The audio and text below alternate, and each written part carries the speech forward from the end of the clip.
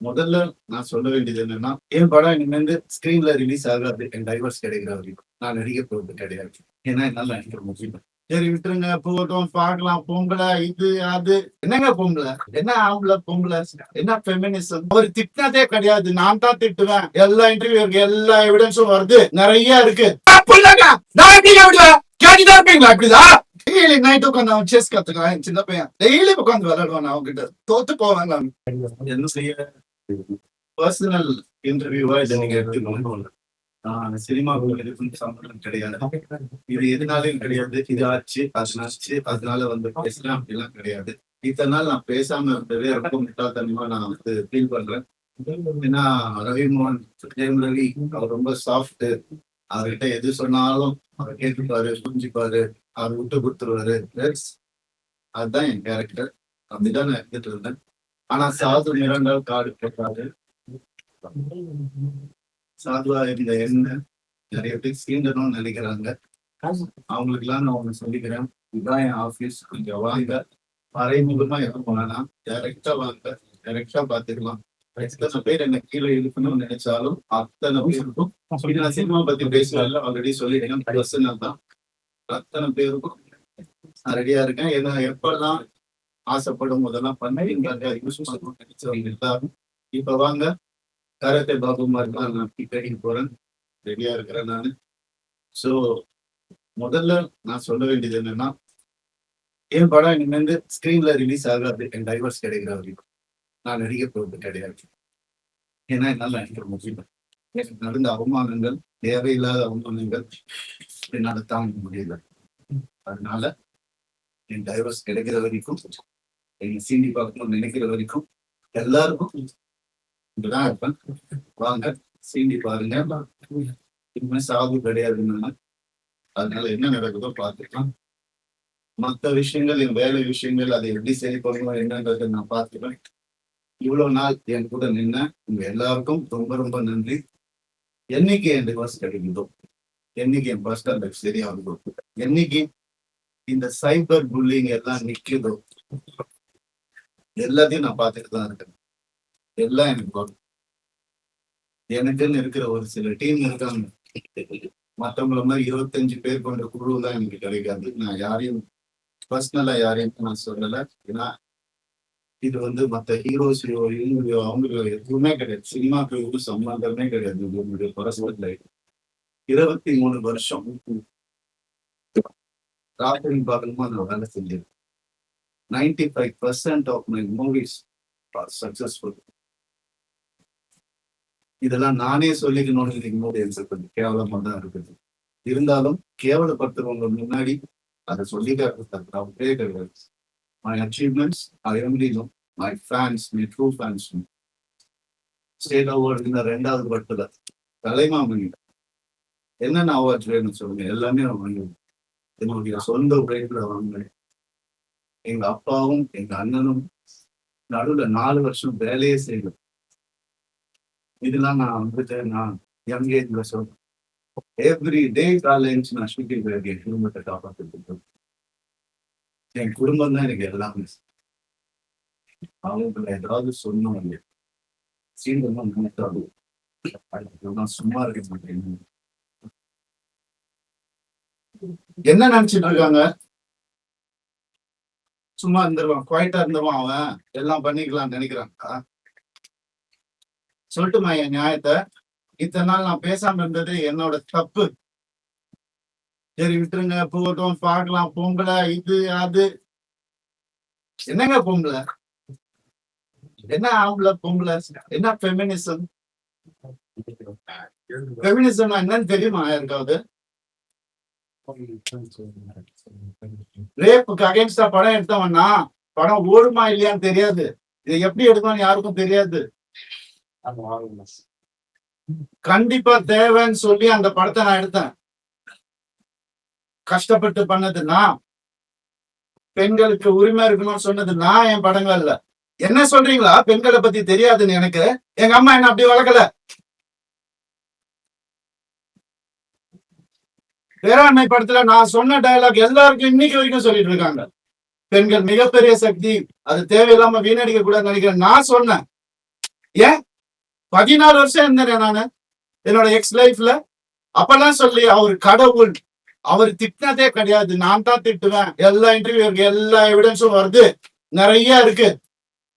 2 வருஷம் நான் குவைட்டா இருந்தது உண்மை ஜெயிக்கணும், சத்தியம் நிலநாட்டணும்ன்ற ஒரே காரணத்துக்காக தான் நான் குவைட்டா இருந்தேன். எல்லாம் வருது.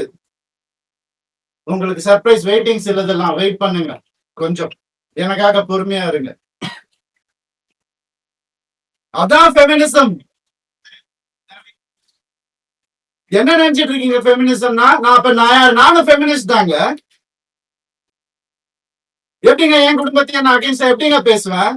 14 வருஷம் பேசலையே, பொறுத்துக்கிட்டேனே. என் பிள்ளைங்களை பார்த்து ஹாப்பியஸ்ட் டேன்னு நான் ட்வீட் பண்ண, அவனும் நானும் சேர்ந்து டிக் படம் நடிக்கும் போது ஏன் பிள்ளைங்க நான் எப்படிங்க விடுவேன்? கேட்டுதான் இருப்பீங்களா? இப்படிதான்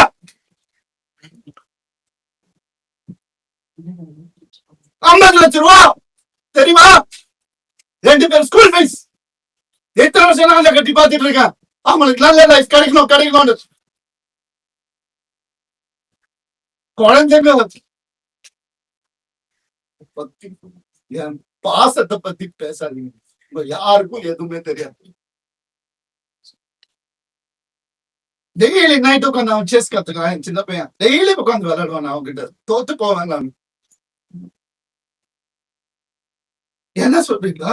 குழந்தைங்க மேல அனுப்பிங்க பார்க்க விட மாட்டாங்க. போன் கான்ஃபிஸ்கேட் பண்ணி வச்சிருக்காங்க. ஸ்கூலுக்கு பாடி கார்டு அனுப்புறாங்க. என் பசங்க பார்க்கணும் இந்த வீடியோவை. தெரிஞ்சுதானே ஓடி வந்தேன் நான். அந்த லைஃப் பிடிக்கலன்னு இத்தனை நாள் இருந்தால அப்பெல்லாம் தெரியலையா? அப்பெல்லாம் பாத்துக்கல. எவ்வளவு கோடியில வீடியோ கேளுங்க போய் வெளியில. ஈஸியாரே சொல்லும். யாருக்காக? எல்லாம் அவங்களுக்காக தான் நான் பண்ண. இருக்கும் போது பாத்துக்க முடியலன்னா இல்லாதப்ப மூடிட்டு இருக்கணும். ஒரு குழு அமைச்சு இவங்களை இப்படி காசு கொடுத்து இவங்களா அப்படி எனக்கு தெரியாத அதெல்லாம் பண்றதுக்கு பிறந்து வளர்ந்தவன் சொல்லி கொடுத்தேன் நான் தான். ஏன் தெரியுமா? நான் திரும்பி வந்த 6 மாசம் நான் காணாம போயிருந்தேன். வேணாங்க, வேணாம், தேங்க்யூ. இது ஃபெமினிசம். என்கிட்ட கேக்குறாங்க எப்படி அவன் வரான் பார்த்தலாம் ஷூட்டிங். ப்ரொடியூசர் ஆகினதே நான். என்கிட்ட கேக்குறாங்க யாராவது பாத்துக்கீங்களா குடும்பமா? ஒரு எக்ஸ் குடும்பம் வந்து இன்டர்வியூல வர்றது யாரா பாத்துக்கீங்களா? எனக்கே தெரியாது. சர்ப்ரைஸ் தான். வந்து ஏன் மாப்பிள்ள, ஏன் இது, ஏன் அது, எதுக்கு? நான் பாட்டுக்கு தானே இருந்தேன். அப்படியே போயிருக்காங்க. எதுக்கு சுரண்டி ரத்தம் வர்ற அளவுக்கு, உயிர் போற அளவுக்கு சுரண்டு நான் என்னென்ன பண்றது சார்? எனக்கு இப்படிலாம் பேச தெரியாதா?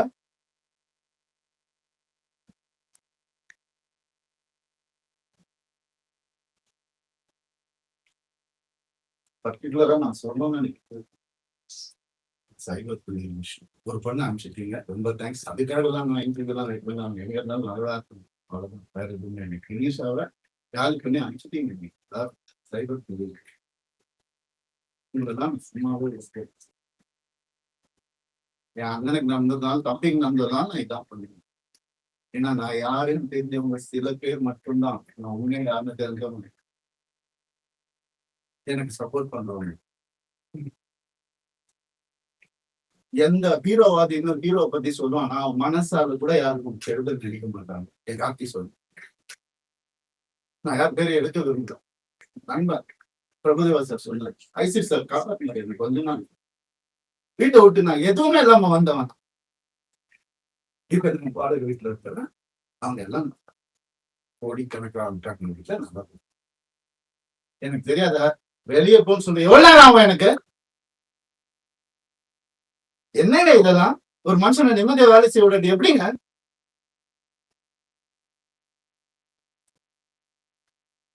சும்மாவே இருக்கணும். என்ன கிண்டல் பண்ணாலும் ஏன்? ஏன்னா நான் செலிபிரிட்டி இமேஜ் தேவையில்லை. மனுஷன் முதல்ல, நான் ஆம்பளை பொம்பளை அப்புறம் மனுஷன். ஒரு மனுஷனுக்கு ஒரு கஷ்டம் வரும்போது அப்ப மட்டும்தான் தெரியும் அவங்க கூட யாரு இருப்பாங்க. அப்படின்னு என்ன பண்ணுதாங்க தெரியும். எப்படி வளர்ந்தவங்க தெரியுமா அவங்க? அவங்க வீடியோ போட்டு அதுல ஒரு சைபர் புல்லிங். ஒரு பொண்ணு என்ன புரிஞ்சுக்கிச்சு, ஏன் பார்க்காத ஹீரோயினாங்க, என் வேலையே அழகான பொண்ணு கூட தான் நடிக்கிறது, அதான் என் வேலையே. எப்படி ஆளுங்களை மயங்கி போயிட்டாங்களா? எத்தனை வருஷம் சொல்ல அவங்களுக்கு ஒரு ரீசன் தேவை. எதுக்கு போறான் தெரியல, இதை புடி எவிடன்ஸ் கிரியேட் பண்ணு, இது பண்ணு, இன்வெஸ்டிகேட்டர் ஆபீசரை கூப்பிடு, வரும் எல்லா ப்ரூஃப் வருது, எல்லாம் வரும். ஒவ்வொன்னா வெளியே வரும். அவங்க குடும்பத்தில இருந்தே வரும். அவங்க குடும்பத்திலிருந்தே நிறைய கான்டாக்ட். உங்களுக்கு எதாவது வேணும் சொன்னா வந்து பாய குத்திக்கிட்டு வேண்டாம், தேவையில்லை, நான் ஹேண்டில் பண்ணி ஒரு நாள்ல என்ன நான் முடிச்சு பண்ணு. பசங்க ஒரு காண்ட வாய மூத்து இருந்தாங்க. என்னெல்லாம் போய் கேட்டு பாருங்க அந்த வீட்டுல என்னெல்லாம் நடந்திருக்குன்னு. ஊருக்கே தெரியும் அந்த வீட்டுல என்னெல்லாம் நடந்திருக்குன்னு. எங்க அப்பா அம்மா கையெடுத்து கால ஊந்து கேட்டாங்க, என்ன வேணாப்பா அந்த குடும்பம்னு சொன்னாங்க. அச்சதை போடும் போதே இப்படிதான் போட்டாங்க, நாசமா போட்டுதான் போட்டாங்க. சொன்னதை கேட்க மாட்டாரு. நீங்க நடந்துச்சு எத்தனை நாள் வேலை செய்யவில்லையா? அதான் ஃபெமினிசம். அவர் தான் சொன்னார் வேலை செய்யறது. சரி, ஏன்னா அப்பா அம்மா வந்துட்டு வேலையில எதுக்குப்பா நீ தான் சம்பாதிக்கிற அப்பெல்லாம் சொன்னாங்க. சரி, வீட்டை விட்டு வெளியே விட்டோம். அப்பயாவது கேட்டு ஃபெமினிஸ்ட் இருந்தா என்ன பண்ணணும்? நான் போவேன் வேலைக்கு சொல்லிருக்கணும்ல. என்ன நினைச்சிட்டு இருக்காங்க எல்லாரும்? இதுல வேற ஒரு சப்போர்ட் அவங்களுக்கு. அந்த இது பேர்ல அனுப்பக்கூடாது, கேஸ் வரும்.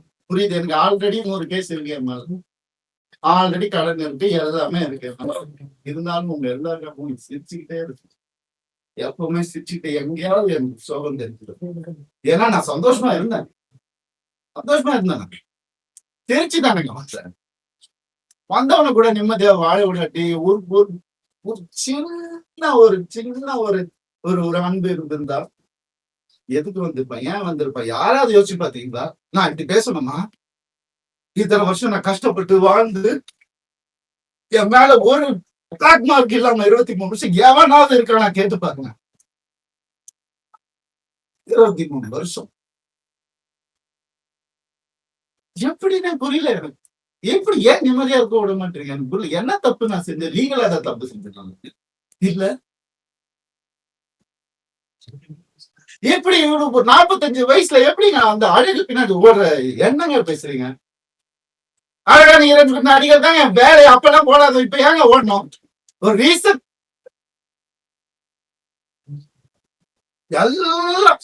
எல்லாத்தையும் கொடுத்துட்டாங்க. அதான் பெரிய நம்பிக்கை, ட்ரஸ்ட், என் லைஃப் இது எல்லாத்தையும் கொடுத்துட்டாங்க. எனக்கு ஒரு அக்கௌண்ட் கூட கிடையாது, என் பேருக்கு தெரியும். ஒரே அக்கௌண்ட் ஜாயிண்ட் எங்க சொன்னாலும் ஸ்வைப் பண்ணாலும் உடனே போய் என்ன எதுனால ஏன் நான் தான் சொன்னேன். நடந்திருக்கு எனக்கு. எனக்கு ரொம்ப அந்த சொல்ல முடியாத அளவுக்கு அதனால தான் சினிமா ஏன் நேச்சர் அப்படி.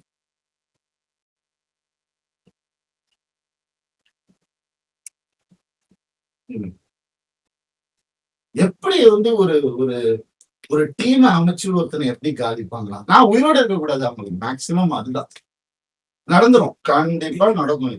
ஆனா நான் எல்லாரையும் முடிச்சுட்டு தான் நான் போவேன். சந்தோஷமா போவேன், சிரிச்சுட்டே தான் போவேன். ஆல்ரெடி எல்லாம் ஸ்டார்ட் ஆயிடுச்சு. ஃபோக்கஸ் பண்ணிக்கோங்க. Started hurting research. என் குழந்தைங்களை பார்த்தா உள்ள I started hurting myself. இதான் நடக்கும்.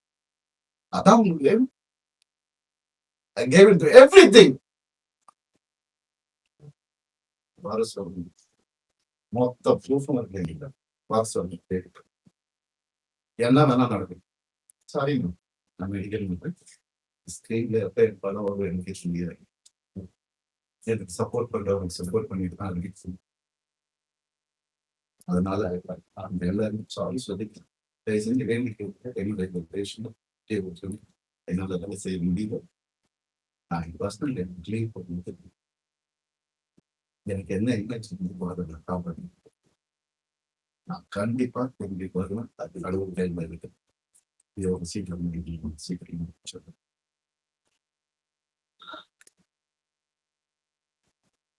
சில விஷயங்கள் சொல்லணும் ஓப்பன் சொன்னாங்க.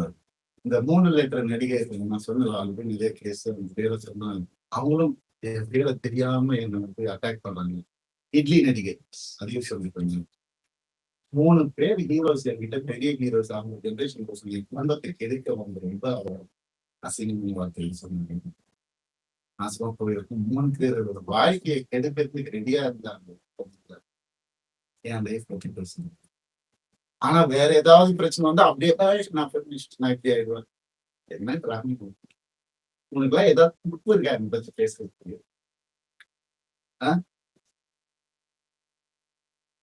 எப்படி இப்படிலாம் மனுஷங்க இருக்காங்க புரியல. நான் யாரு நீங்க பர்சனல் லெவல்ல டச் பண்ணது என்னோட நல்லா நடிப்பியா நடிச்சுக்கோ. ஐயோ காதல் நானே ஒண்ணு அவார்டு வாங்குற வாங்கிக்கோ. பர்சனல் லைஃப்ல மனுஷன் இவங்க தப்பான மனுஷன் யாராவது பேசின எனக்கு என்ன அறிகிறது இருக்கு பேச நீ என்ன பெத்தியா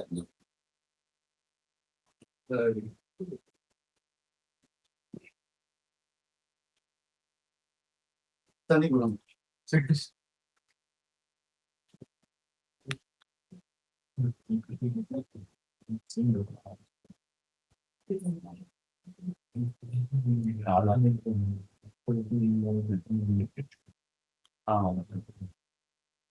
ரத்த வங்கி வந்து பிளாக் மேஜிக் பண்ணி சொல்லிருந்தீங்க.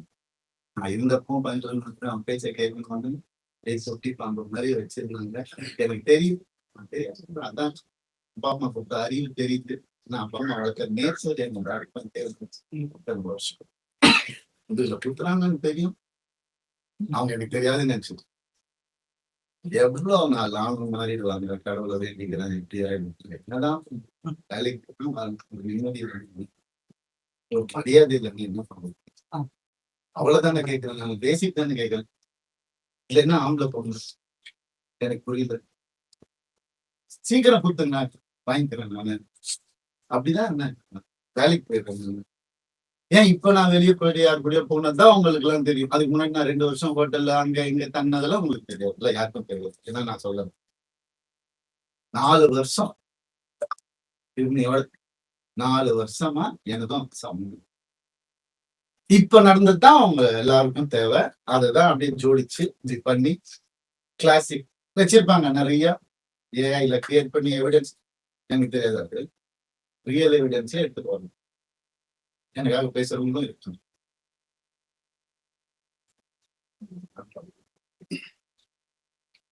ஒருத்தரோட வாழ்க்கையில விளையாட முடியும். ஒருத்தரோட இமேஜ்ல விளையாட என்ன நடந்துச்சு உங்களுக்கு எப்படி தெரியும்? இப்போ இருந்து பாருங்க 2 நாள் முடியுமா? இல்ல இப்ப இருந்தவங்களுக்கு தானே தெரியும். நீங்க ஏன் பேசுறீங்க? சைபர் புல்லிங் பிரிக்ஸ். உங்களால எத்தனை பேர் செத்து போயிருக்காங்க தெரியுமா உங்களுக்கு? எத்தனை பேர் சூசைட் பண்ணிருக்காங்க தெரியுமா உங்களுக்கு? நான் போயிடுவேன். உங்க எல்லாரும் எடுத்துட்டு தான் போவேன் நானு. குழந்தைங்கள்ல இருந்து டீனேஜர்ஸ்ல இருந்து உங்களால செத்து போயிட்டு இருக்காங்க. சைபர் புல்லிங் வெக்கமா இல்ல உங்களுக்கு எல்லாம்? என்ன நினைச்சிட்டு இருக்கீங்க?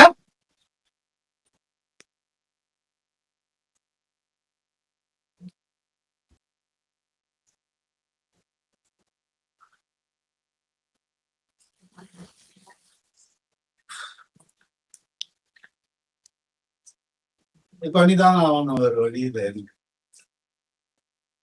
யாருதான் சொல்லுவா அப்படின்றது. அம்மா அப்பா சொல்ல மாட்டாங்க. ஏன்னா அவங்க முன்னாடியே சொல்லிட்டாங்க. நல்லா சொல்லிட்டு நான் கேட்கிறேன். நிறைய அநியாயங்கள் நடந்துட்டு அவங்களுக்கு கை அறுத்துக்கிட்டு தான் என்ன கல்யாணம் பண்ணாங்க. பிளாக்மெயில் மேரேஜ் தான். பாருங்க நான் போட்டோஸ். நீங்க என்னைய பண்ணாத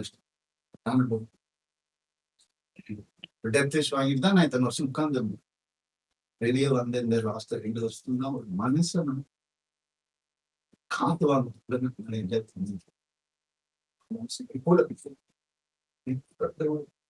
எல்லாருக்கும் இன்னைக்கு யாரெல்லாம் என் கூட இருந்தோம் அதுக்குள்ள 2 வருஷம் கல்யாணம் வீட்டுக்கு இங்க வந்துட்டு வீடு கட்டணும், எது கட்டணும், அது இங்க வேலைக்கு போகும், அங்க ஒரு யாரு காசு கொடுத்தாலும் வாங்கிக்கும். இதுதான் முக்கியம். வந்து அதுல இருந்து படம் ஏதோ பண்ணு. அவங்க வீட்டோட ப்ரொடக்ஷன் ஒரு படம் முடியறதுக்குள்ளே இன்னொரு படம் டேட். அப்ப நான் வெளியே படம் பண்ண தேவையில்லை. கம்பெனி ஆர்டிஸ்ட் அப்படியே நான் சீரியல் ஆர்டிஸ்ட் மாதிரி உள்ளே வச்சு நான் இது பண்றீங்க. அதுல இருந்து நான் வெளியே வரக்கூடாது. நான் படிச்ச விஸ்காமுக்கும் நான் பார்த்த என்னுடைய ஃபிலிம் ஃபெஸ்டிவல்ஸும் ஒரு 5 ஃபிலிம் ஃபெஸ்டிவல் லைஃப்ல நான் பார்த்துருக்கேன். அந்த நாலேஜ் எல்லாம் வச்சு நான் எதுவும் கிரியேட் பண்ணக்கூடாது. இது டே அடங்கி இப்படியே இருக்கு. அவங்களுக்கு பிடிக்கிற மாதிரி மாசா கம்யூனிஸ்ட் உங்களுக்கு தெரியும் என்ன நான் படம் நீங்க பண்ணியிருக்கீங்க. சாதாரணமா முடியாது. காசுக்காக பண்ண படங்கள் எதுவுமே இல்லை. இருக்கு, சாப்பிடணும்ல, பண்ணியிருக்கேன். இருந்தாலும் என் ஓன் இன்ட்ரெஸ்ட்ல எவன் ஜாம்பி படம் பண்றான், எவன் ஸ்பேஸ் படம் இந்தியாவில ஃபர்ஸ்ட் டைம் எவன் பண்றான், எதுக்கு நான் பண்ணணும்? ஓடுமா ஓடாதான் தெரியாது. இருந்தாலும் மெனக்கெட்டு என் ஆடியன்ஸுக்கு நான் நல்ல ப்ராடக்ட் கொடுப்பேன். அது ஒண்ணுதான் எனக்கு தெரியும். அது ஒண்ணுதான் நான் ஃபோக்கஸ் பண்ணது என் லைஃப்ல. ஏன்னா நீங்க போட்ட சாப்பாடு, நீங்க போட்ட பிச்சை,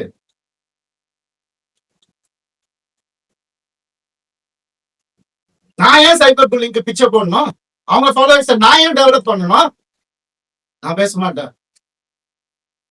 சிவன் குழந்தைன்னு நான் சொல்லுவேங்க. ஆம்பளையும் இல்லாம பொம்பளையும் இல்லாம இருக்கிறவங்க நான் கடவுள் குழந்தைங்க. அவங்க எல்லாம் வந்து என்ன ஃபாலோவர்ஸ் அதுக்காக பிறந்து வாழ்ந்து இருப்பாங்க. என்ன எங்க போனேன் நான்? உங்க கண்ணு முன்னாடி தான் கெனிஷான்னு ஒரு டாபிக் வந்து கண்ணு முன்னாடி தானே எல்லாமே பண்ணிட்டு இருக்கோம். ஒரு பொண்ணு புரிஞ்சுக்கிட்டு அதையும் தட்டி அமுச்சு விட்டுட்டீங்க. அவங்க எப்படி இறங்கி ஆர்எம்எஸ் லான்ச்ல ஒவ்வொரு ஸ்கிரீன் கிளாத்ல இருந்து ஒவ்வொரு நீடில இருந்து இது இங்கதான் இருக்கணும் அங்கதான் இருக்கணும் இறங்கி வேலை பார்க்கறாங்க. இன்னொருத்தர் காசுல சொகுசா வாழ்ந்துகிட்டு என்ன வாடகை வீட்டுல விட்டுட்டு அப்படி இல்லை. இது அதுக்காக பேசவும் இல்லை. எங்க இருந்தாலும் நல்லா இருக்கட்டும். கடவுள் பார்த்துப்பாரு. கடவுளுக்கு தெரியும் எது உண்மை எது போய் எல்லாமே தெரியும். அவர் பார்த்துப்பாரு. I'm very happy actually. But என்னால வேலை செய்ய ஆம்பளை கூட எப்படி நான் அவங்க கிட்ட இறங்கி வேலை பார்த்து அதெல்லாம் இல்லை. எத்தனை எறும்பு உடஞ்சிருவாங்க எனக்கு, எத்தனை ஷூட்டிங்ல எவ்வளவு பிரச்சனை வந்திருக்கும் எனக்கு. உடம்பு சரியில்லாம போயிருக்கிறேன் நான் ஷூட்டிங்க்கு 104 டிகிரில எல்லாம் போயிருக்கிறேன். இதெல்லாம் நான் சொல்றேன்.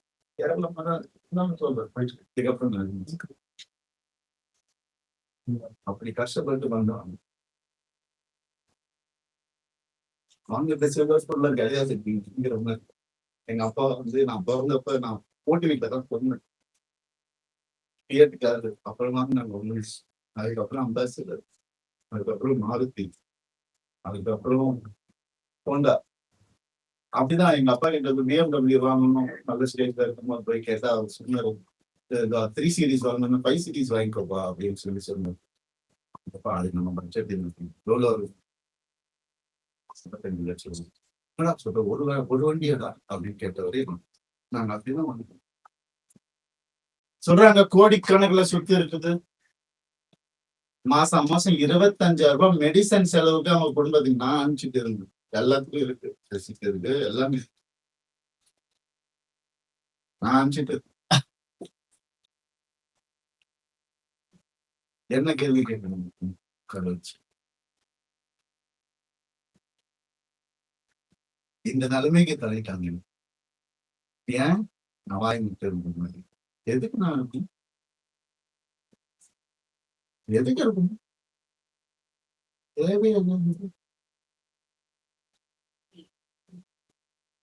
தேவையில்லை. நான் ஏன் சும்மா இருக்கணும்?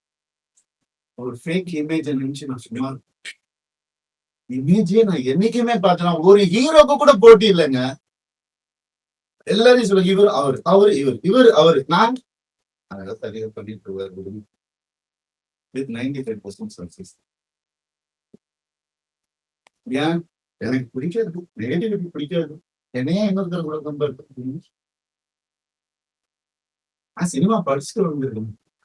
பாம்பேல போய் படிச்சுட்டு வந்திருக்கேன். இஸ்லாம் படிச்சிருக்கேன். பெருந்தோஸ்தும் போனது. எதுக்கு இது கூட அப்படி வளர்ந்தவன் நான். அதனால இவன் இதுக்கெல்லாம் போக மாட்டான். மீடியாக்கெல்லாம் பேச மாட்டான். வாயில அடிச்சுட்டு இருப்பான். அவன் இமேஜின் முக்கியம். இமேஜினா என்ன தெரியும்? எங்க இப்ப சோசியல் மீடியாவை பார்க்க ஒரு இமேஜ் கிடையாது. 23 வருஷம் யோசிச்சு இன்னைக்கு என் கதை வந்துட்டு சில பேர் வரப்போம். அவங்களே சேர்த்து தான் நான் சொல்றேன். உண்மையான உங்க கிட்ட இவங்களுக்காக என்ன வேணா பண்ணலாம் அப்படின்ற ஒரு வார்த்தை அங்கே இருந்துச்சு. அதை உடைக்க ட்ரை பண்றோம். சும்மா பண்ணணும். கை கால் இருக்குங்க. என்ன வேலை வேணா பண்ணி படிச்சுக்கணும்.